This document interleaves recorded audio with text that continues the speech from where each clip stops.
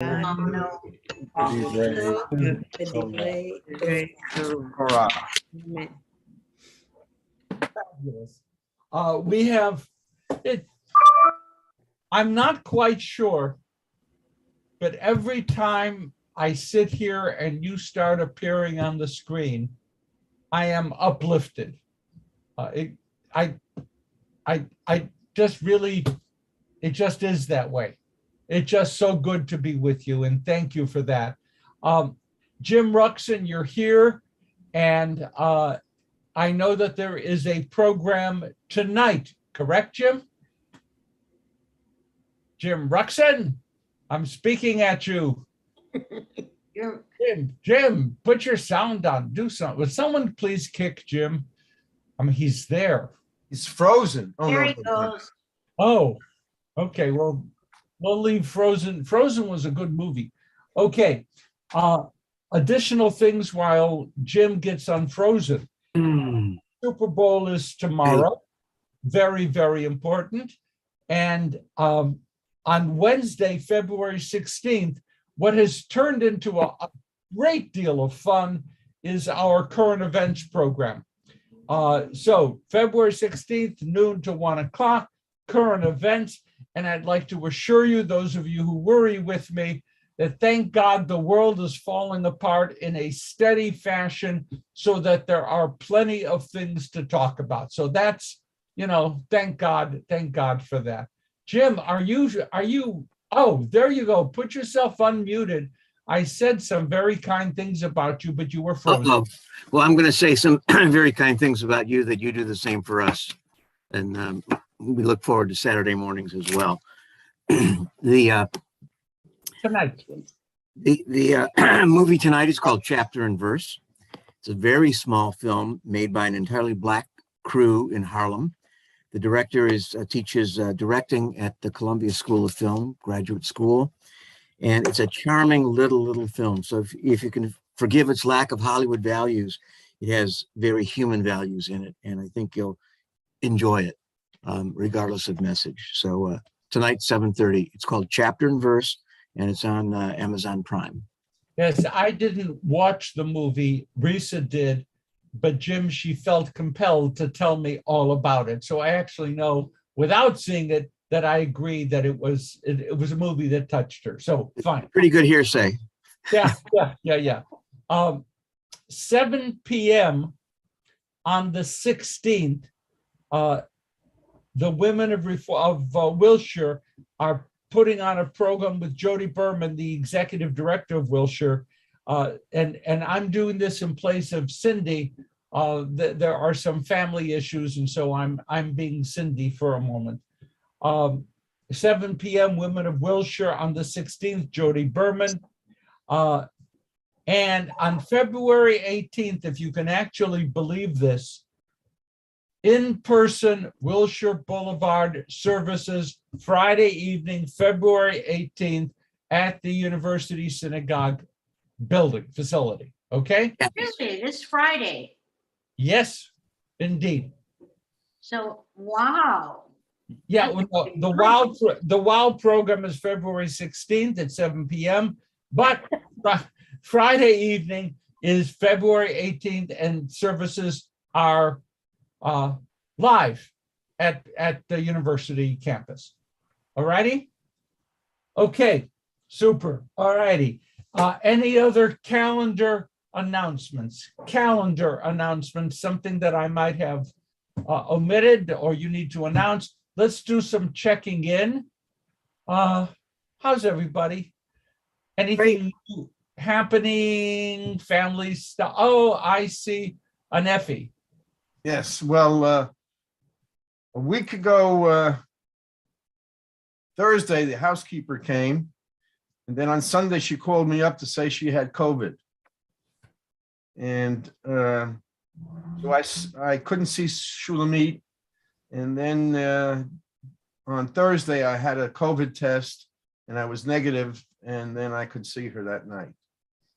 On Friday night, because I was negative. I am not going to leap as a fish to a lure and say you were tested and found negative. No, I am not going to touch that. No.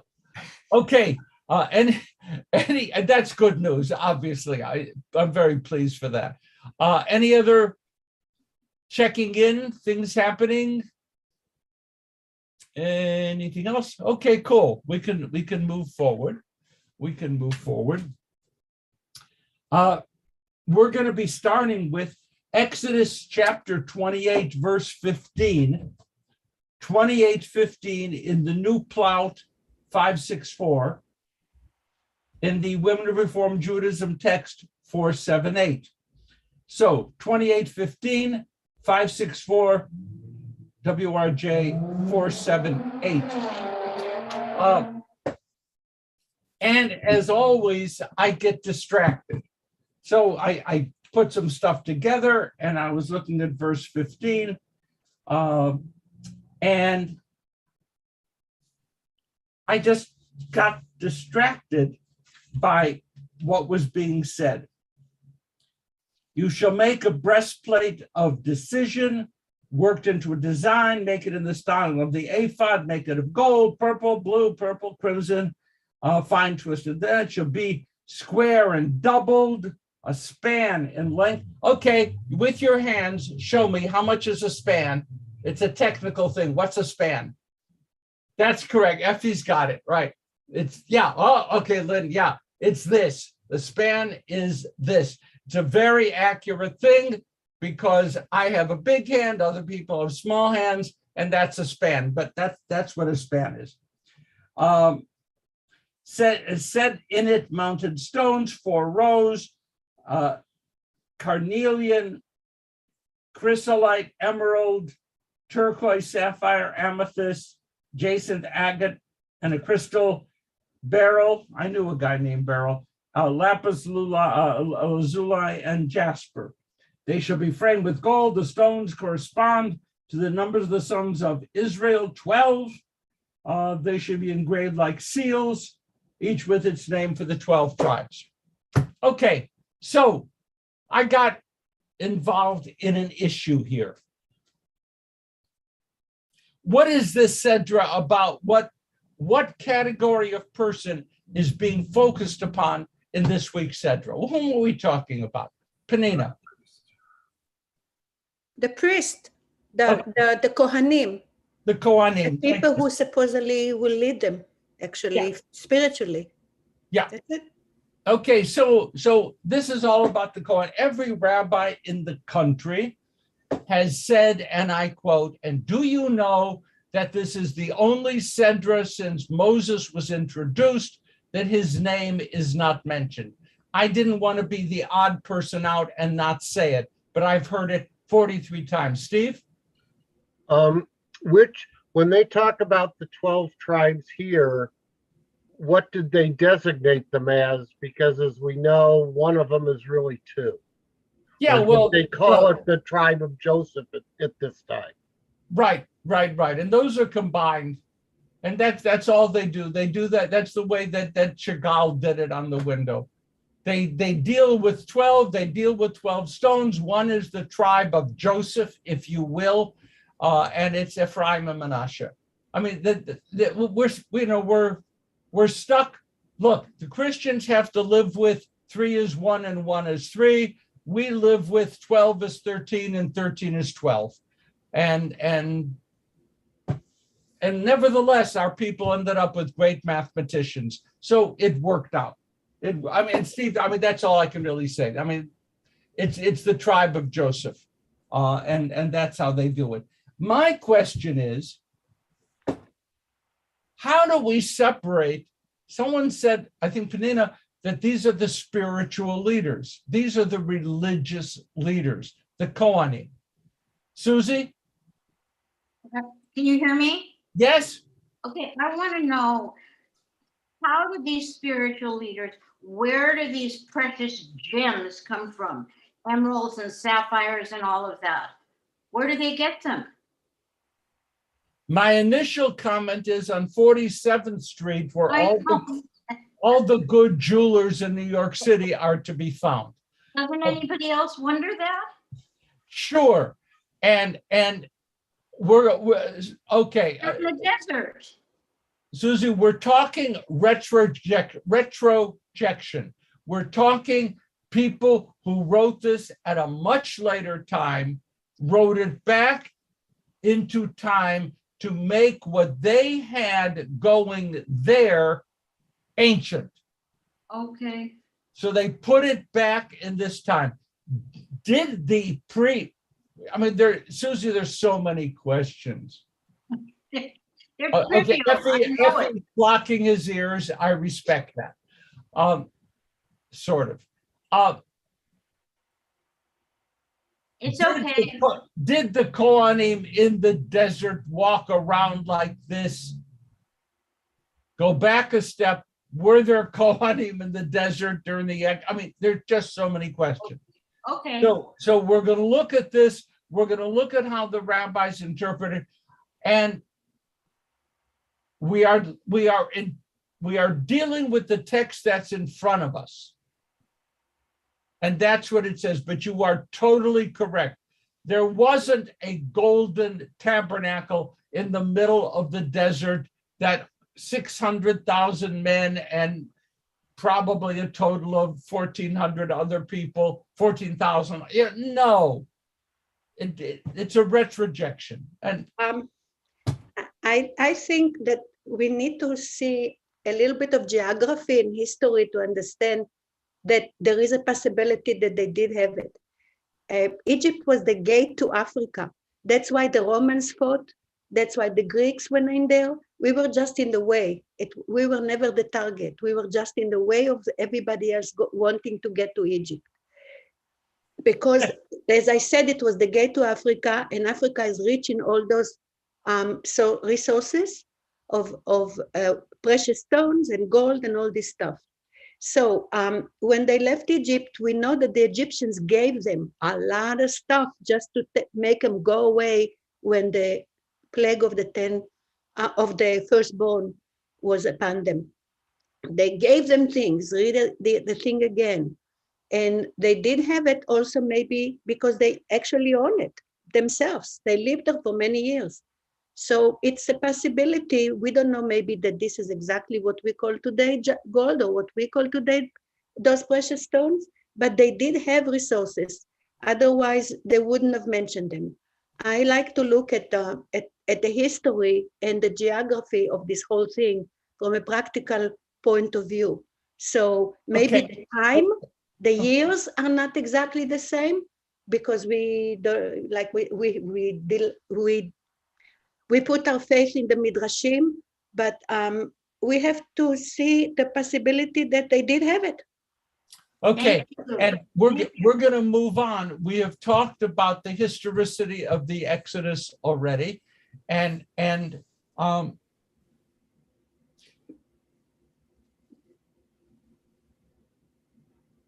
since absolute truth, absolute facts, incontrovertible facts don't exist, we read the materials, we carve our own path into an understanding. Exactly. And we have to leave it that way. My understanding is not the one shared by Penina, but is it possible? Since we don't have absolute facts, we live with that. My question, my obsession this week, who are the two categories of religious leaders, or what are the two categories of religious leaders in the Bible, not just the Torah, in the Bible? Who are the religious leaders? Okay, please use the electronic hand waving because that'll be so much easier, but I did see Steve waving furiously. Okay. I also use my electronic hand. I think it would probably be the priests and the prophets. Yes. Okay. Yeah. Two types of religious leaders. And I want to spend a minute here contrasting and comparing the two. This Sedra is totally priest, right? It mentions in Deuteronomy, elsewhere, if prophets arise and they say this and they say that, we have that. Prophets are mentioned, but prophets become much more important in the second section of the Bible known as prophets. Okay, Nevi'im. So the Nevi'im are there. We have two categories of prophets. Help me by doing a binary comparison. That's pretty fancy, a binary comparison.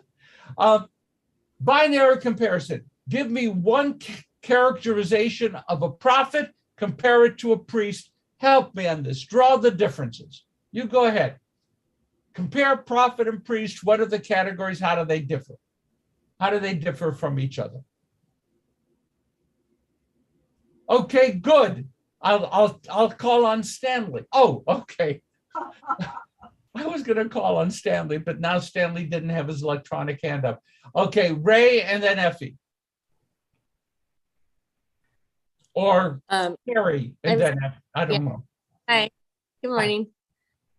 I was going to say prophets are God picked, God chosen, and priests are people chosen. No, that's Bert. Okay, so let me, Carrie, let me just expand a little bit on that. Priests are dynastic. You become a priest if daddy's a priest. Forgive the sexism, but that's how you become a priest. Daddy's a priest, you're a priest. You inherit dad's business. It could have been scrap metal in the 1950s, 1960s, but daddy's business is running the temple, doing the sacrifices. You become a priest. How do you become a prophet? How do you become a prophet? With a PH. How do you get? God calls, or you feel a call, or you're like Jeremiah in chapter 1, in which he says, may I, my intestines are inflamed. I've got to speak. I have no choice. The prophet is overwhelmed by a message. The priest, dynastic. Two types. Okay, good. There is an interesting phrase which every Bible teacher wants to teach Bible students. The prophet Amos says, I am not a Navi or a Ben Navi. I'm not a prophet or the son of a prophet. And so one could say, aha, so prophets are dynastic, except that son of a prophet here means a disciple of a prophetic leader. There were schools of prophets, and people could learn how to be. What do you want to be when you grow up? I think I want to be a prophet. Okay, you can go to a school. So actually, there are two ways people became prophets. There were professional prophets who were trained, and then there were, shall I call them ecstatic prophets who felt overwhelmed by a message. Effie. The priests are concerned with praying and religion, and the prophets are not. How much praying did the priests do? All of it. No. It's interesting, Effie. Boy, would I love to get a copy of the original priestly prayer book. I would simply hold on to it forever. Wouldn't that be cool? Okay. But not having that, the priests did sacrificial rites. They carried out tasks of ritual. Okay? We have very little to indicate. Now, the Levites later on, Second Temple, they had choirs and they had other kinds of things, but the priests carried out rituals on a regular cycle, whether it's a daily cycle or a calendrical cycle. They carried out rituals. That's what they mostly did. There wasn't much prayer, and certainly not in what is described as the first temple. Now, when would the prophets do their work? The priests did it, Shabbat, the Rosh Hashanah, Yom Kippur, Hanukkah, not what they did with Hanukkah. But okay, so they did all these things. When did the prophets do their work? Their work. When God called upon them. I'm looking for other people to participate, finding none. Okay, Effie, go ahead, please. When they were called upon by God. Yeah, okay. When they were called upon by God. Penina? When they saw that things are not going the right way and they thought that it's going to lead to destruction. So they actually were kind of like, they were warning the people that if they saw like, when there was a division between the kings, one king in the north, one king in the south, they said if there isn't going to be a unity, other nations will come and take you and you'll face wars. When David took Bathsheba, the prophet came and told him that the baby died because he was a fornicator, whatever you want to call it, and took somebody else's wife and sent her husband to die. We have, when they saw that things may bring trouble, or if the person needed to be warned that his behavior is going to be the end of him or them. And a lot of them were actually self-declared, and they were called Nevi'ei Sheker, prophets of lie. They weren't really believed. There was a whole group of them that was supposed to be put kind of like a no-no on them. Things like that. Okay. So we have an interesting phenomenon. The priests operated apart from the people. You get up in the morning, you put on your really fancy clothing, and if you believe Penina, then they had all this jewelry and all this stuff in the middle of the desert. They went out and they did their thing. They didn't have to say, oh, anyone interested in doing a Paschal sacrifice this year? They didn't do that. They did their sacrifices. They did what they were ordered to do. The prophets, properly stated, responded to conditions they saw. One of the great things about being a prophet is that practically no one listened to you.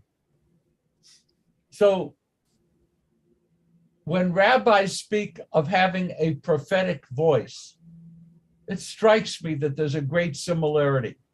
No one listens to the prophets. No one listens to the rabbis. Oh, boo-hoo, we have a terrible life. I spoke with a rabbi this week who is preparing for an eventual sabbatical.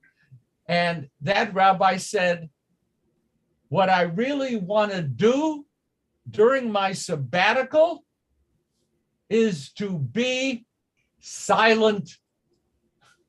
I just want to be silent. And that would be a wonderful change from the conditions I have. And I can understand that. Absolutely. Absolutely. Meanwhile, the prophets go out, boy, and this is going to happen and that's going to happen. And do you know why the prophets were right? Because no one listened, and what they talked about happened. Okay? No one, what a great job. Go out there, speak of mishpat, of justice and rachamim and tzedek and chesed and all those good things. And the good news is life goes on and nobody cares. I think there's a great lesson for teachers in that as well. So the priests function according to a cycle of obligations. The prophets function through words, not sacrificial acts. Fine. What were the key words? I actually gave this one away on my untrammeled enthusiasm. But what are the key words that the prophets used? What are their keywords in English? What are their keywords? What are they, when the prophets are out there, what are they talking to the people about? What? Anyone else? I think people should get a little caffeine in. Oh, Susie, yes, thank you. Well, they're like predicting. They're predicting what's going to happen. Right. But what are they demanding of the people? What are the words that come fluently? Is this the worship God wants? Do God want sacrifice? No. God wants, Carrie? To be good people. Good people. What are the good people words? What are the words? Love one another. Love. That's Righteousness, righteous. justice. Listen and do. Obedient. Yeah. Oh, great. Okay, we got the caffeine going. Terrific. Now, when did the priest stand up and say, before I slit this goat's neck, I want you to go out and feed the poor? No, that's not their thing. Doesn't make them bad. Their thing is ritual. Prophets and priests side by side carrying out their religious activities. I'm going to say something which I have a fear that my teacher will criticize me for, but tomorrow I'm going to do the best I can. I view much of the biblical Judaism that we read, and I'm going to say this, as a priestly religion with prophetic eruptions, that especially early Judaism was the Judaism of sacrifice, of the priests, of the offerings, of doing the set cycle of events. And periodically, there would be prophetic eruptions. But it wasn't a balanced or any. Tamara, how can I get away with saying this? Absolutely, but all I want to add is that that's how religion was in the ancient world. There was nothing unique about Israel's priest. Religion was about bringing offering to God for a variety of ways, and priests were the ones who knew how to do the mechanics of it. What's new with Israel's religion is the prophets. But the priests are part of the ancient world. So if you go to the Babylonian, the Greeks, and all of that, that's what everyone is doing. What Israel and anyone had a hard time understanding was that that's not only what God wants, but that to please Israel's God, you have to practice justice and compassion, and that God cares how you treat each other, not just how you bring sacrifices. Thank you. I see Brad. I see Steve. Please, Brad. Well, I think the role of the priests is greater than just a ritual. I mean, we learn about the Urim and Tumim a little bit later here, where God speaks through the priests, through these magical amulets or whatever they are, to dispense justice. So the priests are given that authority to mete out justice. So it's more than just ritual. I think that's a fair adjustment. By the way, as you can read right here, right over here in the next paragraph in the lesson plan, it talks about Urim and Tumim. It's right here, honestly. So that's there. Steve? I was going to add, we also, though, have the Ten Commandments, and Moses is, I guess, both a prophet, maybe sort of a priest, and he sets up tribunals and he resolves disputes and tells people how to live their lives when they go astray.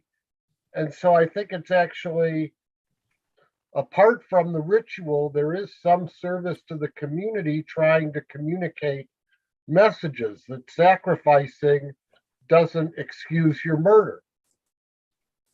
When the rabbis want to define Moses's profession, it's a funny way to put it. When they want to define Moses's profession, Steve, what do they call him? I am a teacher. Moshe Rabbeinu, right? Moshe Rabbeinu, Moses, our rabbi, our teacher. I would sometimes in my quieter days like to see myself in a direct line from Moses to Stanley. That's, why are you laughing? Okay, so it's, it's a kind of a thing. But they never ended up labeling Moshe as Kohen, same family as Aaron, brothers. And Lo kam b'Yisrael k'Moshe od navi umabit, there never has arisen another like unto Moses, a navi. By the way, Moses before, this is really arcane stuff, Moses before the final ordination of Aaron was kind of the high priest of the people. He did priestly things, and the rabbis always looking for family dysfunction. That is one of the things rabbis love.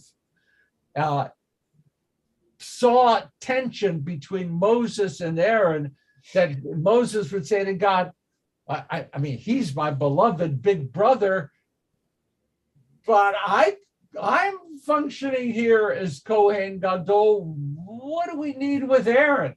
Now, that's not exactly in the Torah, but it's in the rabbinic imagination. So for a while, Moses functioned as a priest, and then the priesthood was established. We could talk about why later. So that's there. Moses functioned as a priest briefly, served as a prophet, and is known not as a priest or prophet, as a rabbi. Why, Steve, did they want to label Moses a rabbi? Why? So that people like you could claim their authority. Isn't that just and fair? No, I find that a very appropriate answer. Yes. I am a rabbi, and in case you want to know my lineage, it's from Moses to me. I like that. Penina. Can you hear me? Yes. Okay, I think I'm repeating myself again. They used old tools to teach new ideas. The value of men were not the same. People were using human sacrifices. We did a step better. They went to animals because God said that people should take care of the earth. That was the idea of the creation, that man is in charge. So you have to value your life because you can think and you can change things and you can create. So the first step was no human sacrifices. We learned it from Abraham and Isaac. The second thing is no sacrifices. We went to prayer. So I'm repeating myself. They used all tools. They needed it because that's what they understood to create new and bring forth new values and new ideas. I think that in many ways, it's a brilliant insight that the best way to bring about change is to clothe it in ancient clothing. And I like that. I think that's very true. Many times, we're not changing anything. We're doing what the other folks did previously. We're just doing it a little differently. And you can disguise massive change that way. I want to go forward. I want to go on to Choshen Mishpat, the breastplate of decision, and the Urim and Tumim. And it is a fascination for me. It really, really is. The Urim and Tumim, here, when you look at again, the Choshen Mishpat, they're talking about the breastplate that the priest wears, okay? Fine, talking about that. But it's a Choshen Mishpat. Mishpat's interesting. It means justice. So as Steve pointed out, yeah, there were times when the priest used the Choshen Mishpat to administer justice. And then in verse 16, it talks about the ephod with a kind of a pocket. And this ephod, in some way, was manufactured in Las Vegas. Because as best as we can tell, things were in the pocket which could be manipulated to show an answer to a question. My image, which is clearly 21st century foolishness, is that there were wonderful dice inside the Choshen Mishpat, inside the ephod.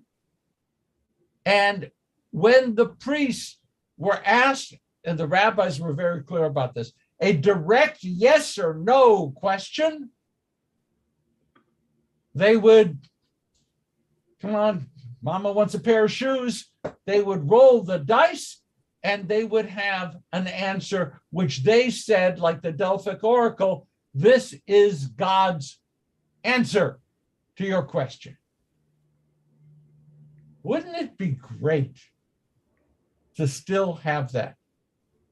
And when the people wanted to know God's intention, I am now going to test tomorrow. Now, please, this is unrehearsed, and I don't want to embarrass anyone.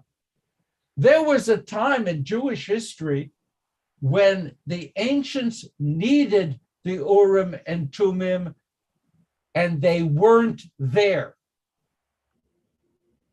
Does that strike you as something you just wrote a book about?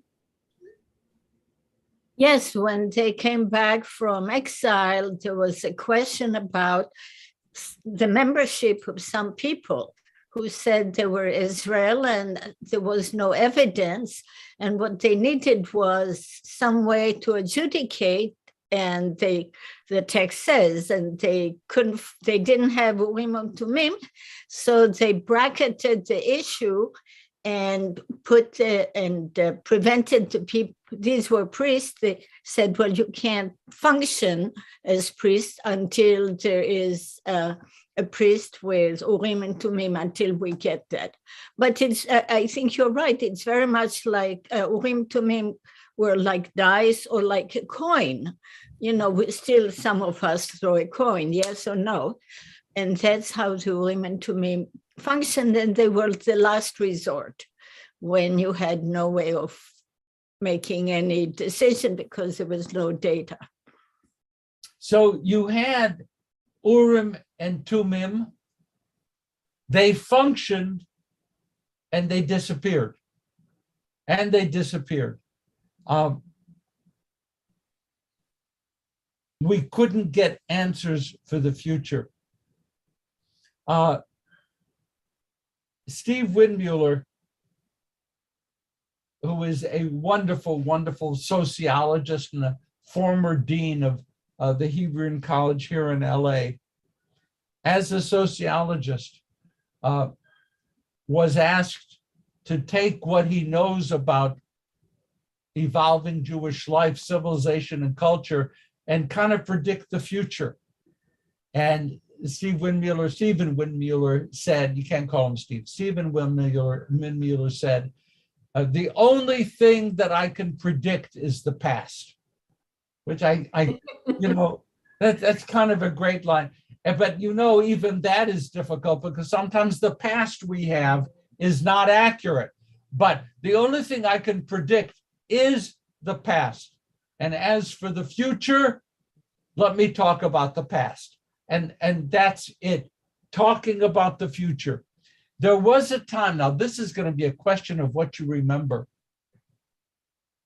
Do you remember Jacob on his deathbed? I really don't expect people to because I have to be reminded of it. Bruce, good to see you. Hello, Bruce Miller. Yes, forgive me for interrupting, but I wanted to say hello. And Donna, I see other people coming on. That's good. Now, we want to know the truth. We want to know. So the tradition says, because Jacob seemed to hesitate before he did the blessing, and there's a verse that repeats itself, doesn't matter right now. The rabbis say Jacob was ready with the insight of prophecy to tell his family what was going to happen to them. And as he began to speak, he lost vision. He no longer was able to see the future. Jacob was on his deathbed. He summoned his children. He wanted to bless them. This is what Jacob says. It's in Genesis 49. Gather around so I can tell you what will happen to you in days to come. Assemble and listen, sons of Jacob. Listen to your father Israel. And the rabbis jump all over this because, oh my God, it's a repetition. He is repeating himself. Why is it so? What's going on? And Rashi offers the following. Jacob wished to reveal what would happen in the future, but the divine presence was removed from him. He tried to see the future and found that he could not. How much would you give for the skill to tell the future? First of all, I'd make a great deal of money on tomorrow's game. So that would be a nice thing. That's one of the things that, if you remember the movie Back to the Future, which I loved. I always loved DeLoreans, and you know, it was very nice. And the gull wing cars, I just think that's so super.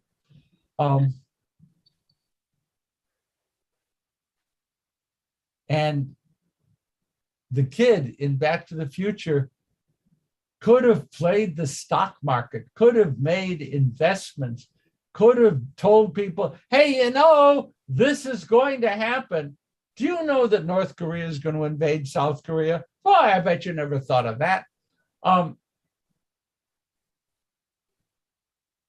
you're not, according to the rules of science fiction, you're not allowed to change the past because that makes an incredible change in the future.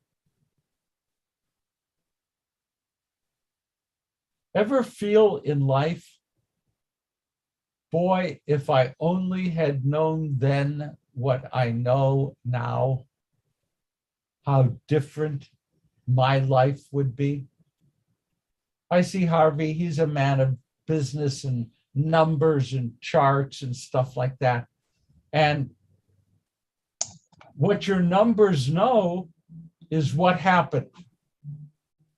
And then you try to talk about the future, but it is always imperfect.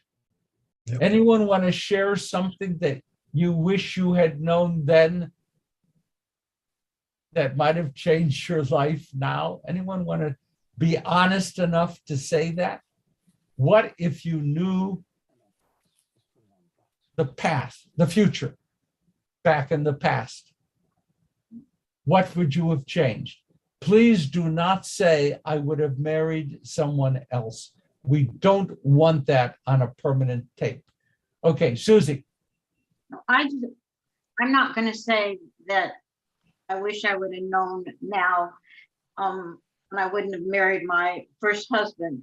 What I really want to say is there definitely are, whether you want to call them gurus or prophets, there are people who really have a sixth sense that are able to predict things. I know that many of you probably want to say that's just a bunch of malarkey and whatever. I have to tell you that 1 year before I received my Fulbright award to be able to go and teach in England, I was pretty famished. Should I do this? Should I do that? Blah, blah, blah. I went to a guru, and I won't go into detail. She was a very strange lady. She was really a guru to me.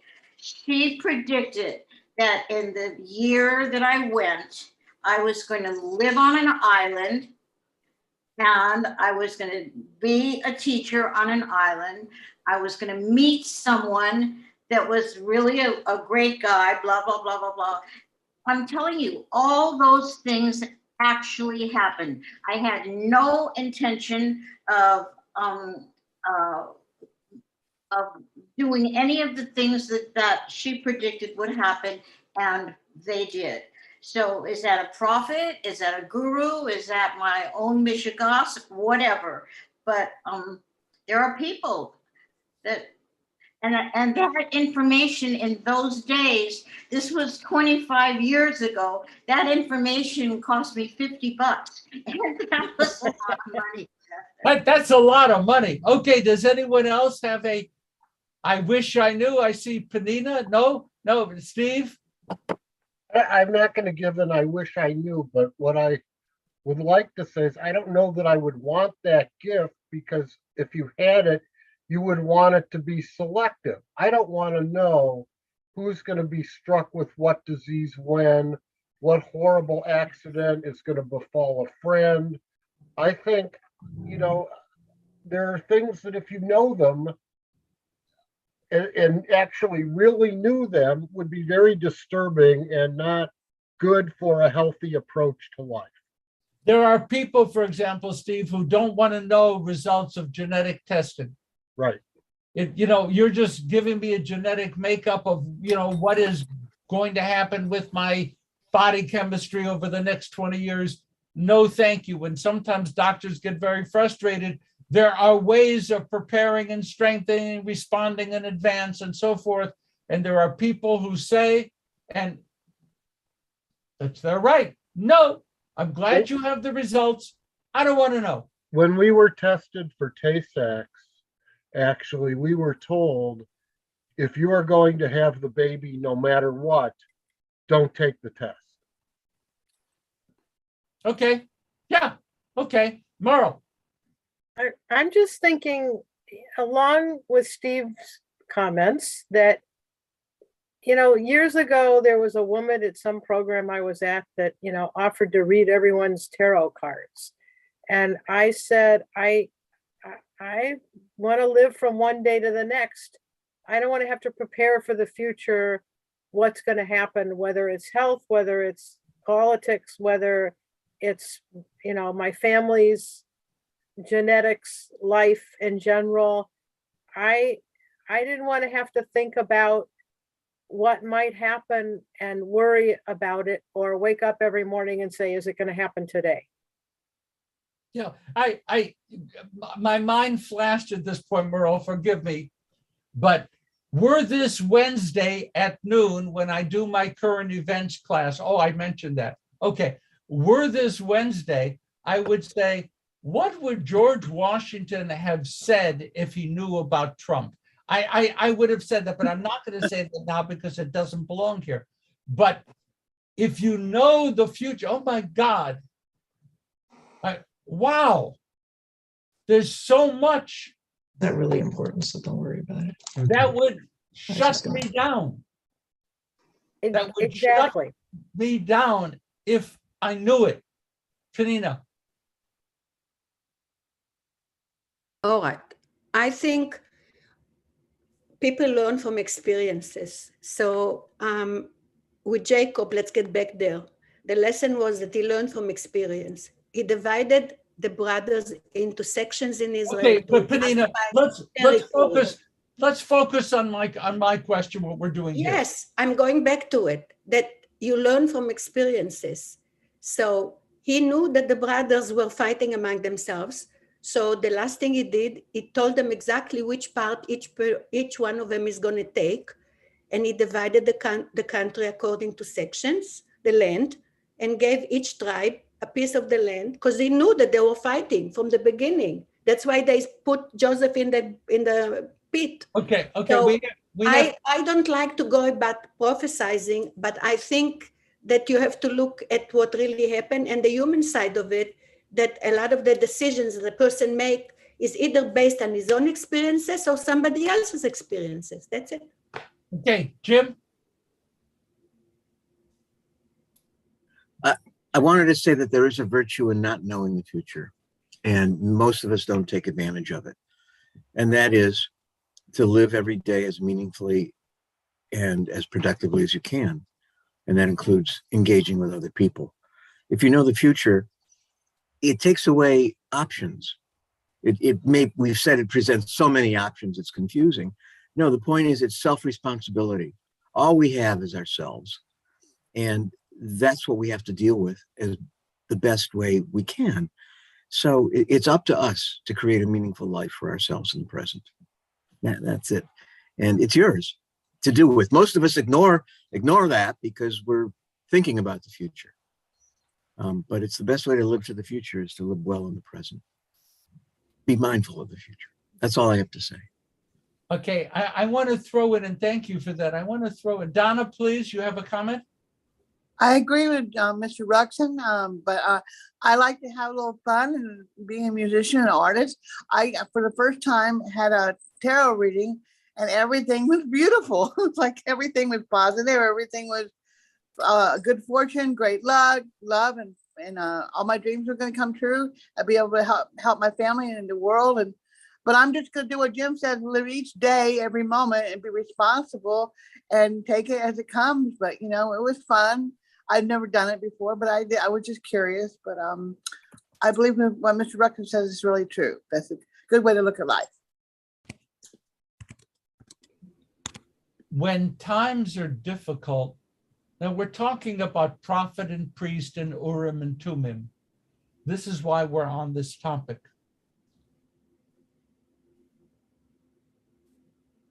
When times are really difficult, people do want to peek behind the curtain.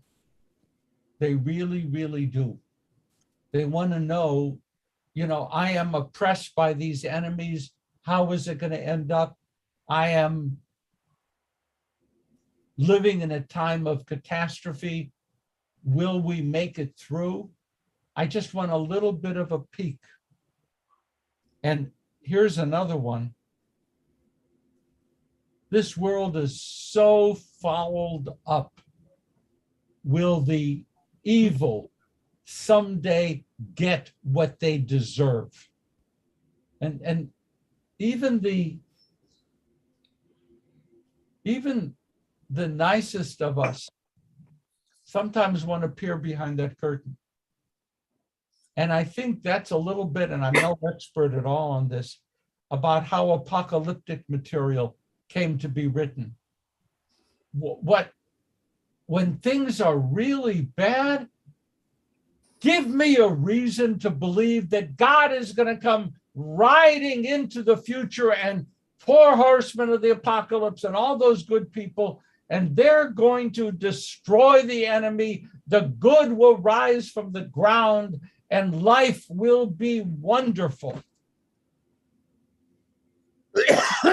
Brad, have you ever hoped for that? You are a student of Greek and contemporary. By the way, Mara or Harv have been up for a while. Oh, okay. Thank you. I'm going to go from Brad to Mara, but No, go to Mara. Mara or Harv. I don't know whose hand is up. Okay, thank you. Okay. Thanks, Tamara. I was just going to say that it's interesting that if God expects us to, if our responsibility to God is to do good, to do mitzvot, it's interesting to me that everyone so far has said, I don't want to know the future because there might be bad things, or I don't want to know the future because I want to live every day to live the best life I can. No one says, I would love to know the future because I want to know the good, or I want to know how I could behave to to perhaps prevent injustice or prevent tragedy? I like that. And I like what you say. You know, it is good. We are running, unfortunately, close. I want to bring in a Ramban here, a Nachmanides, just because it helps us understand the Urim and Tumim. Ramban said that, this is Nachmanides, that because of the power residing in the Urim and Tumim, that the letters inscribed upon the stone, remember we talked about there were 12 stones on the breastplate, and there were the names inscribed on them, that the letters inscribed upon the stones of the breastplate would light up before the eyes of the priest who inquired into the future or for judgment. So if you can get the scene that Nachmanides talked about, somebody approached the priest with a question, and you can see lights flashing across the, I can do this without moving my hands. Light, I can't. Lights flashing across the 12 stones, and eventually an answer. When I read that Nachmanides, I said, oh my God, he knew about computers. He was looking at a board, and the lights are flashing as the computer is doing the calculations, and boom, out comes the printout with the right answer. So do you think Nachmanides understood? I don't know. I'd like to believe that. It just struck me as being good. I have two last comments up, and then we're going to do Kaddish. I wanted to go to Brad, and now I'm back to Brad. Are you going?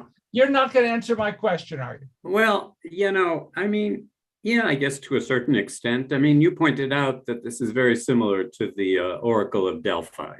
Yes.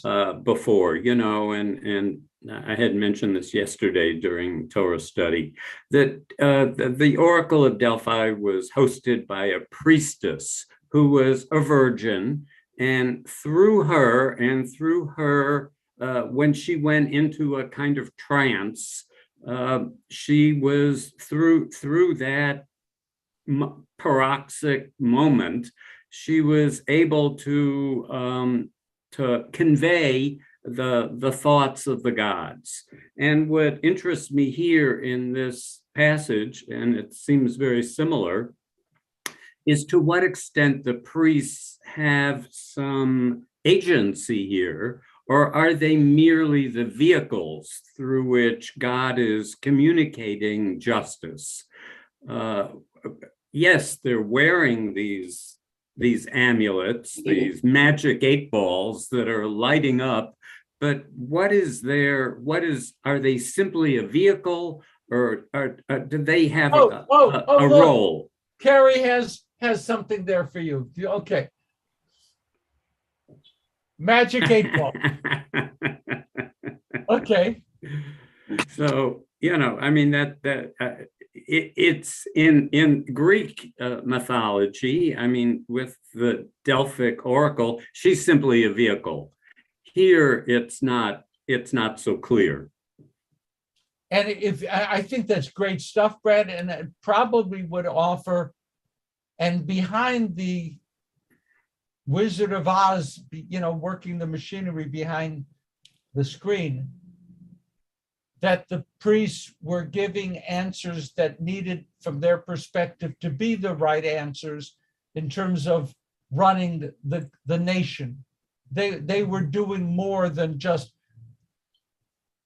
beyond their consciousness expressing the will of some other force. They were also using the occasion to render a judgment that needed to move the people forward. And And, I think that's true. By the way, when people go to Tarot or go to other kinds of ways of telling, even the apocalypse, telling the future, we will forget every wrong prophecy. But we will remember that once it hit right. And then we are a true believer. The 99 times it was nonsense is pushed away by the one time it hits true. And that is so human. And then I had the last comment. I'm sorry, was that Steve? I forget who the last comment was going to be. No, okay, Penina, quick last comment. Okay. Jim had his hand up for a while. Okay, it was Jim. Jim, excuse me, Penina. Jim, please. People have heard too much from me already, but I wanted to mention about justice. And that is, we don't do it for a reward. We do it because it's the right thing to do. Okay. And it's, even if there is no justice, we should pursue it because that's a way to, because it's its own reward, the pursuit of justice. And Steve is saying, even if you know the future, you can't change it. You got to work to make the future better. And not knowing it allows you that space. Penina, last quick comment. Okay. The whole idea of the Torah is to show that humans were superior, that they are able to think, that they were able to change. And look at doctors. They look at the past, they don't like it. So they go into research and to create a new future. The whole idea of the Bible, of the Torah, again, I'm repeating myself, is to show that humans are capable of learning and changing and creating. That's the whole idea. And I just want to say that, oh God, do I hope Penina is right. Well, I hope so too, but you know what? My son died of cancer. He fought for 8 years, sorry. A lot of people tell me, say thank you that he should have, what he had, he would have lasted more than 2 years, and he lasted 8 years because he fought and he tried and doctors did their thing. And so at least I'm thankful for that. But let's hope they'll find a cure for cancers. We can do it. We are women, humans. We can do it. I'm not going to catch your Freudian slip there between women and human. We're going to let that go. Okay. Thank you. Oh, thank you. I meant humans, people, men, women, children even. I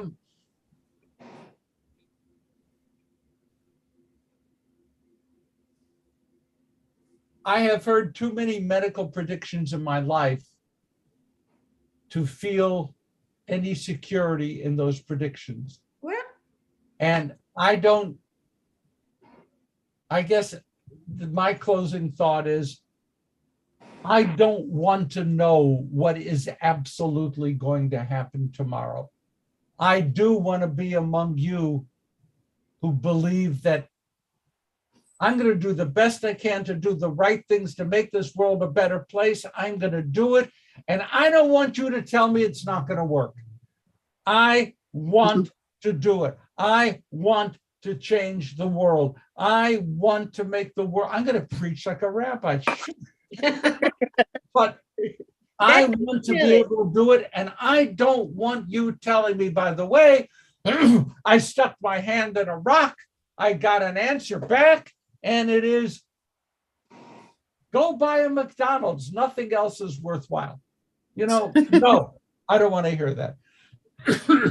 Thank you for today. Remember Wednesday, there's a lot to talk about Wednesday, my God, with current events. Those who have passed away during the past month, Steve Astrakhan, Susan Brody, Milton Cohn, Betty Denitz, Alexandra Dulian, Daniel Dworsky, Elaine Edelstein, Robert Joseph Flicker, Stephen Goldinger, Richard Dick, Bernard Halligan, John Harris, Annette Henkin Landau, Alexander Lauterbach, Anina Marston, Yvette Mimia, Janice Sanoff, Bella Schimmel-Desser, Sarah Lynn Sidley, Sunny Sun, Marvin Jack Teitelbaum, Ruth Tober, Steve Tulkin, Iraj Eliyahu Yedidzian. And the following, the anniversaries of whose deaths have occurred during this past week: Morris Aber, Jack Ader, Constant Enyan, Alvin Apple, Morris Asgar, Goldie Baker, Talib Banayan, Mildred Borstein, Philip Breitbart, Alex Cheskus, Gerald Cheskus, Elliot Corday, Sandy Davids McMahon, Joan Fetter, Robin Fisher, Clara Fraser, Helen Gelfand, Benjamin Gelfand.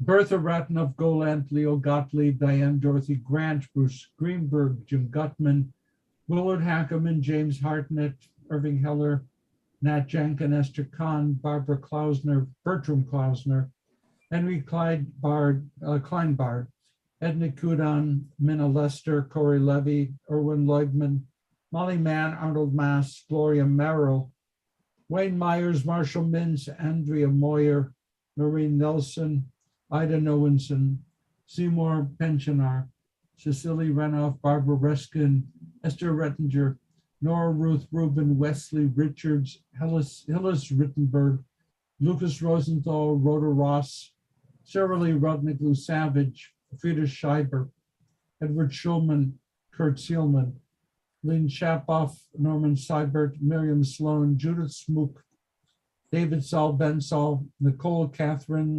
Sukowicki, Jeanette Kaminsky, Sunshine, Julius Tabak, Gertrude Teitelman, Julia Weiskopf, Inga Zelkowitz.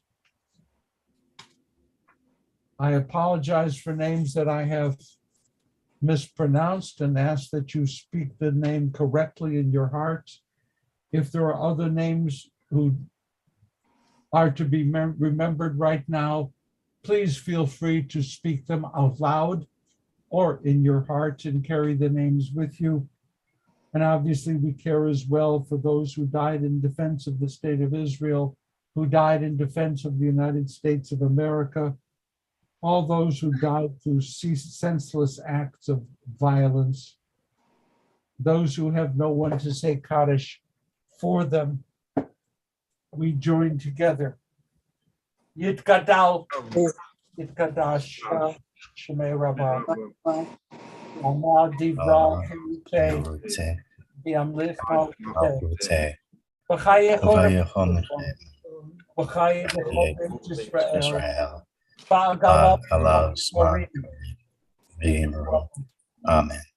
Yeheshmei Rabbah, Le'olam Le'omei Amaya, Yitbarach, Shabbat, Yitbar, Yitlamam V'Yitnaseh, Yitadar Yitalev Yitalau, Shemei Kurisha, Brichu, Le'elam Lir Chata V'Shirata, Chata V'Nechamata, Damiran V'Alma V'Imru Amen. Amen. Yehishlam Rabba Hayim, Aleinu V'Al Kol Yisrael, Israel. V'Imru Amen. Amen. Oseh Shalom V'Imru Hu Ya'aseh Shalom. Aleinu V'Al Kol Yisrael. Amen. May God, who makes peace in the high places, make peace in our hearts, make peace in our homes, make peace in the household of Israel, make peace among all the families and nations of earth, and let us say, Amen. Amen. Thank you, everybody. Oh, I can now see for the first time. I see Kevin. Hi, Kevin. I knew you were there, but I couldn't see you. Okay. Have a great week. Love you all. Have a great week. Thank you. Shabbat shalom. Bye, everybody. Shalom. Shalom. Shabbat shalom. It's a pleasure. Shalom. Love you. It is good. Now I have to turn away from you, and that's less than I want. Okay. Howard, you didn't say anything today, but I know you're thinking and you had this other book, so I felt comfortable with that. Okay. Be well, everybody. Have a great week. Effie, stay healthy. Okay? Okay. Thank you. Bye-bye, everybody. Bye.